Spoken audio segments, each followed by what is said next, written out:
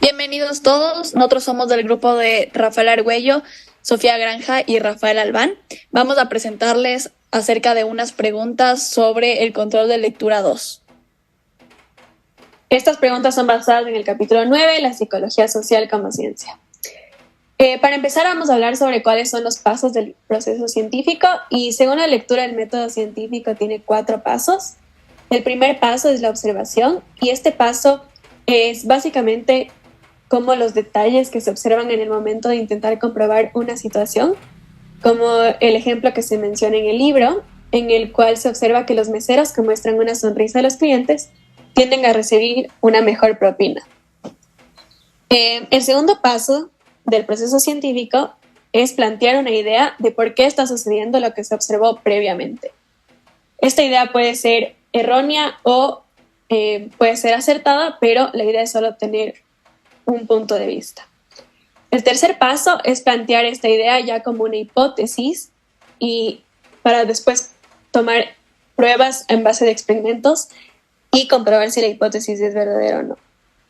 El último paso, que sería el cuarto paso, es crear uno o varios experimentos para poner a prueba la hipótesis y verificar si es que esta hipótesis fue cierta o no. También en este paso, si el experimento no comprueba la hipótesis, entonces la hipótesis se puede cambiar o se puede simplemente concluir que es falsa. Otra pregunta es, ¿por qué se dice que en una situación compleja para pedir a la gente que explique su conducta no dará resultados fiables? Y se dice que en situaciones complejas no se puede pedir a la gente que explique su conducta, ya que esto no va a dar buenos resultados, porque en muchas ocasiones las personas no son conscientes de sus acciones y no saben por qué actúan de cierta manera o de otra con certeza, sino que solo lo hacen como un instinto natural. Además, las personas pueden cambiar sus puntos de vista y sus ideales con mucha facilidad de un momento a otro, entonces sus conductas, por lo tanto, también van a cambiar y las personas no lo hacen con una razón del por qué están cambiando su forma de actuar, sino que simplemente lo hacen nuevamente como un instinto natural. Entonces, al momento de pedirles que expliquen su conducta, la persona la mayoría de veces no va a tener una respuesta concreta al por qué actuó de cierta manera. La tercera pregunta es ¿a qué se refiere el autor con causa y efecto?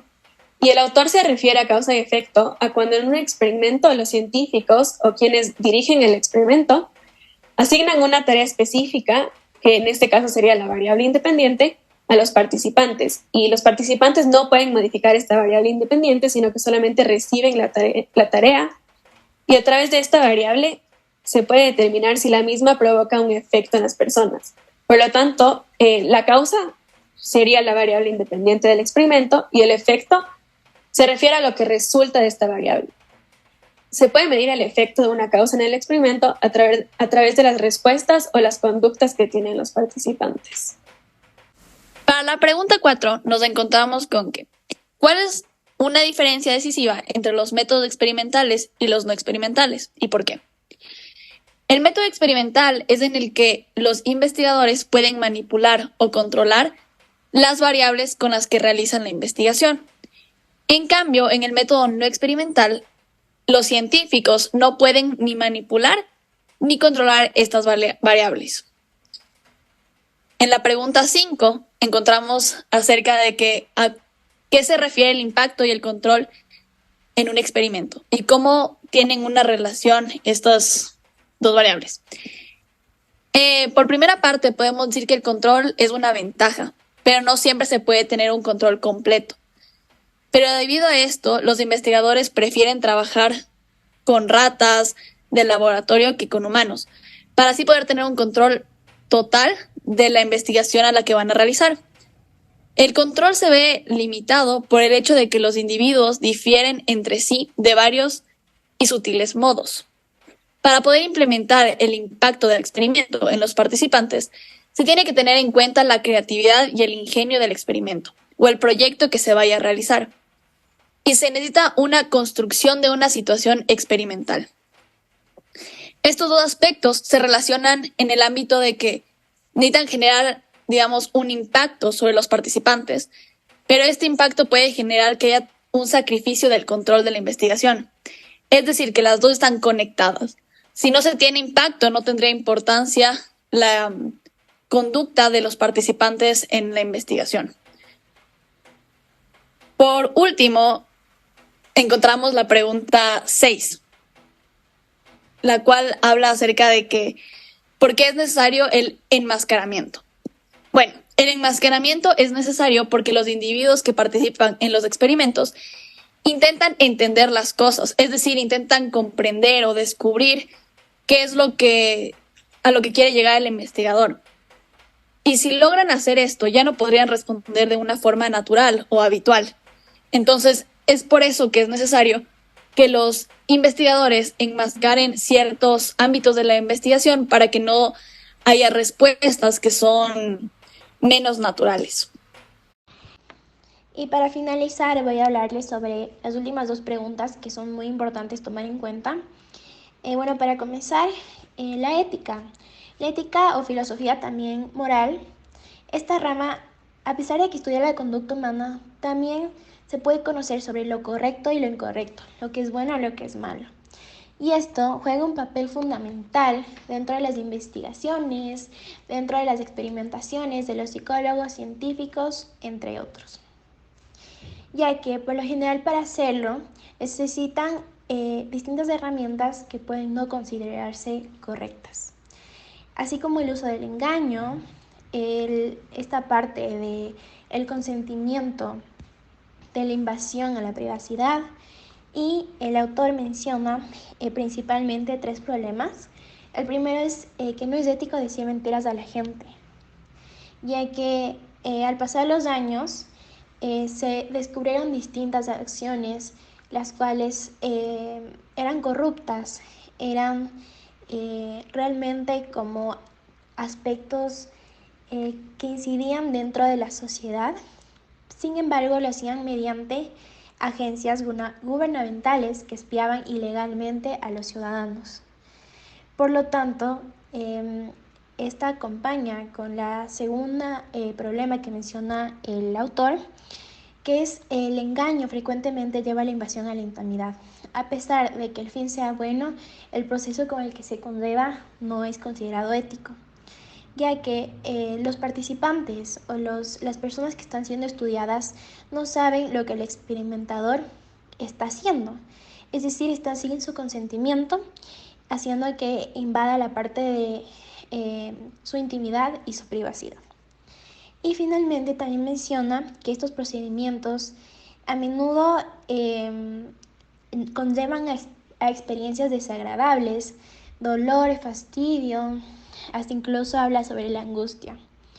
Y con esto de igual manera puedo concluir que estos problemas éticos, aunque no se use el engaño y aunque los procedimientos no sean extremos o tan fuertes, a veces realmente sí pueden afectar profundamente a distintas personas, así como había mencionado en el último problema, ya que son más sensibles y cuidadosos durante esto.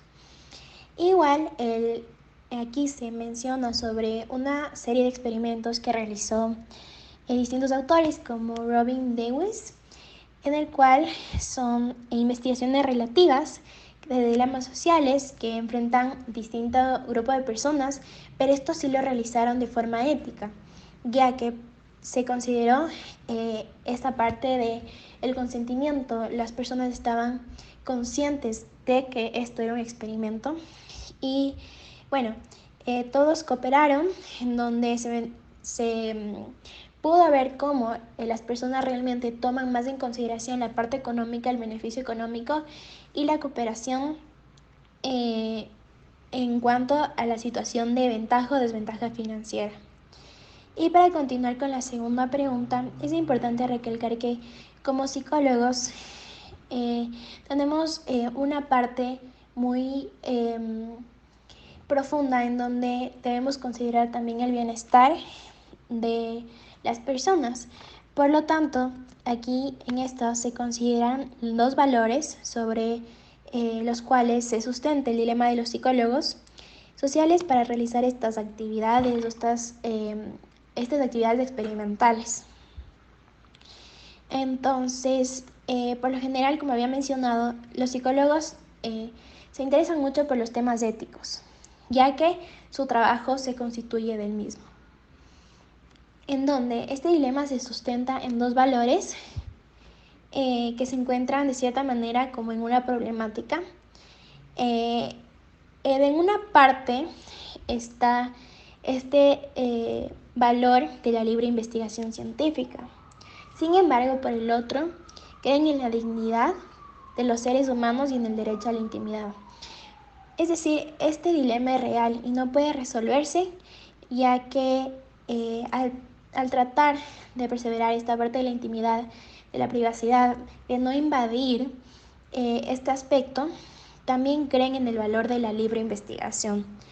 Entonces, al no existir como un conjunto determinado o adecuado que se deba seguir para realizar un experimento, por lo general en los psicólogos sociales tienen que afrontar estos problemas y dirigir su experimento en base a sus distintas técnicas que cada uno tenga, y también tomando en cuenta que estas se pueden afrontar o no a otros problemas. Es decir, tienen un poco más de riesgo al decidir de qué manera combatir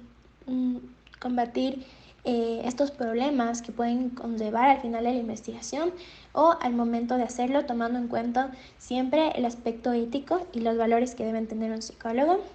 Entonces, consideramos como grupo que la ética es muy importante dentro de de las investigaciones, de los experimentos, ya que la persona siempre, al tratar de poder encontrar algo, debe basarse también en el bienestar del otro. Y eso es todo. Muchas gracias.